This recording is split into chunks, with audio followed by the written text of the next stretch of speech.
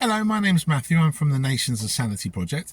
The Nations of Sanity Project is based on the assertion that crime and law can and should be defined by the concept of individual self-ownership and establishes the terms of a peace agreement.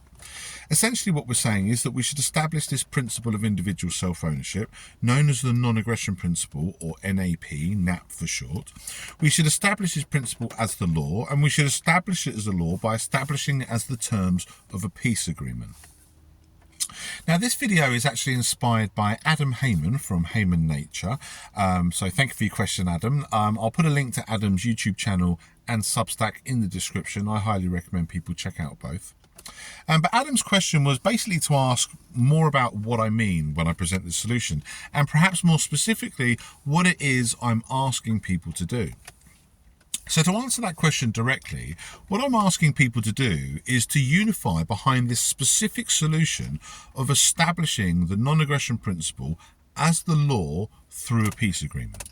There are many people that espouse libertarian principles or principles of freedom. There are many people who speak out against government tyranny. And there are many people that basically stand as conscientious objectors against the criminal governments that rule over us. But I want us to do more than that. I want us to be more than just conscientious objectors who espouse principles of liberty. I want us to actually unify behind the specific cause of actually abolishing all coercion that violates our individual self-ownership by establishing this formalised law as the terms of a formalised peace agreement. Now, I think a big reason why a lot of people struggle to kind of really wrap their heads around this idea or really picture what this would involve is because it's never been done before. There's no precedent for what I'm proposing. Throughout recorded history, going as far back as we can go, we've always been ruled by some kind of ruling authority, whether it's a king or a queen, or an empire or a government. There's always been some kind of organisation that's claimed rule over us. So even though there's no precedent for this specific solution, what we do have is precedents for the various elements of this solution. So we have the ingredients, we just need to put those ingredients together to create this new solution and implement it. So what I mean by that is what I'm asking us to do is essentially form an abolition movement to abolish slavery, but abolish slavery fully, so that we're abolishing all forms of coercion that violate our individual self-ownership. Now, I can obviously point to the precedent of the abolition of slavery as an example of us doing something like this before, but saying that we obviously need to do it different this time. So I can point to the abolition of slavery as saying, okay, well, there was a time when back in the days of slavery, there were many people who spoke out against slavery, many people who spoke about the moral principles that slavery violates, or maybe spoke about the various economic elements towards slavery. But what there also was a very specific movement to abolish slavery. People were unified behind that specific goal of actually abolishing slavery by establishing a law that rightly recognized slavery as a crime. So we can point to that precedent and say, okay, well, let's do that. But let's do it differently, because there's two problems with how slavery was abolished when it was abolished. The first problem is only a very narrowly defined version of slavery was abolished. The system of slavery where people were bought and sold as property and forced into specific labour, that was abolished. But other forms of slavery, including what we call statism, which is the system of ruling governments, continued, even though it essentially claims the same ownership claim over us in violation of our individual self-ownership that slave owners would claim over the people that they enslaved. So what I'm basically saying is okay, well, we need to abolish slavery, but instead of abolishing this narrowly defined version of slavery, we need to abolish all forms of slavery. Any coercion that violates our individual self-ownership is essentially a crime in the exact same way that slavery was a crime, and violates our individual self-ownership at that same root level. So that's the one thing we need to do different, is to abolish all forms of slavery rather than just this narrowly defined version. And the other thing we need to do different is we need to establish it as the terms of a peace agreement rather than the dictates of a ruling authority. So when slavery was first abolished, it was initially abolished under the dictates of ruling authorities. First you had the British Empire abolished it, the US government later abolished it, and different nation states abolished slavery at different times under their ruling authority. And although slavery, the abolition of slavery was later ratified through peace agreements as it was put into international law, initially it was abolished under the dictates of a ruling authority. So that's the other thing we need to do different. But we can point to the precedent of the abolition of slavery and say, okay, well, we've done that before, so we can do it again. But we just need to do it with these two differences. We need to abolish all forms of slavery, and we need to do it through a peace agreement rather than the dictates of a ruling authority. Now, when it comes to establishing law as the terms of a peace agreement rather than as the dictates of a ruling authority, we do also have precedent for that. So we have domestic law, which is the dictates of a ruling authority, but we also have international law. And international law is a formalised law that is established as the terms of a peace agreement between equal parties. It is a bottom-up peace agreement rather than a top-down rule.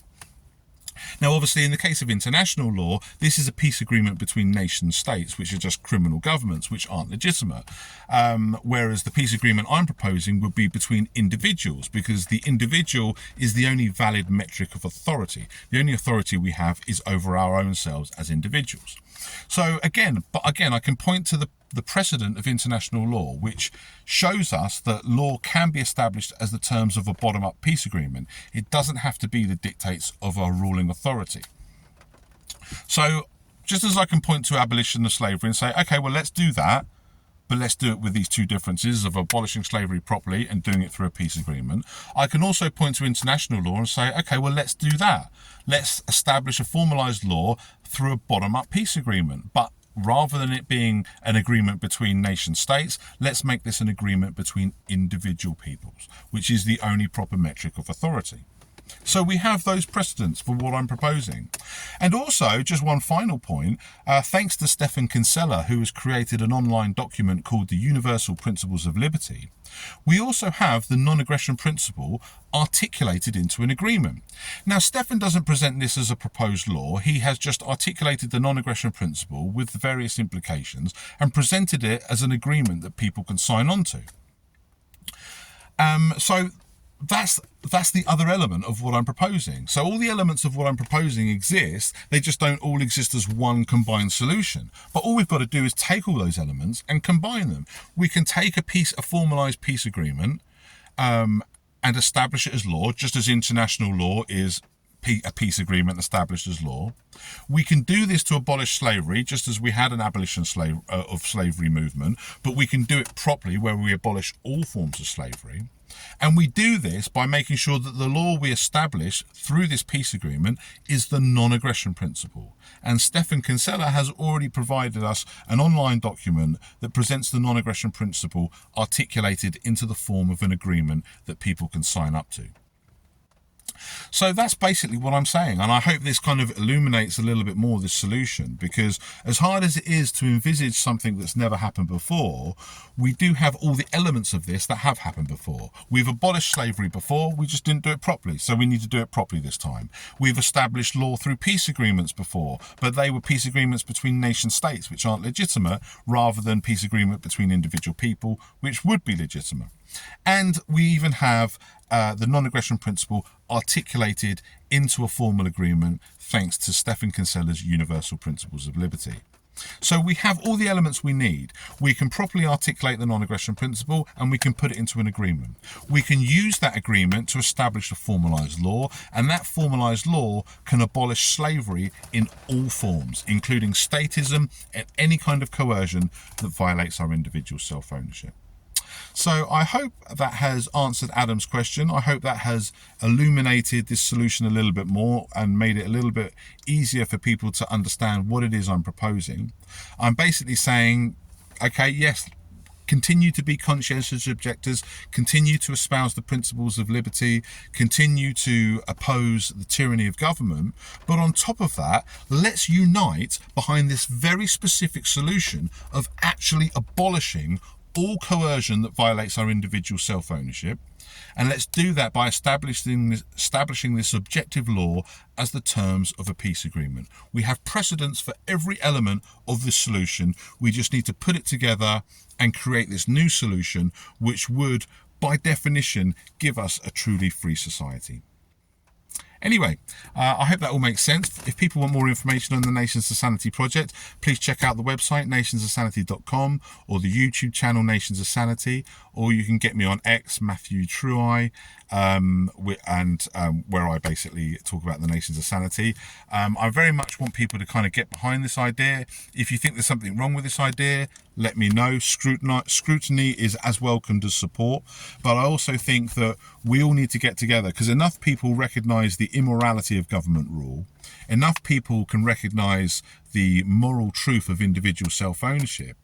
But I'm asking us to do more than that. I'm asking us to actually use this principle that we all understand to be a moral truth, and use this principle to abolish what we all understand to be crime. And that is when people claim a ownership or a rule over other people, those people are criminals. And we need to formally recognise them so that we can finally have a truly free society.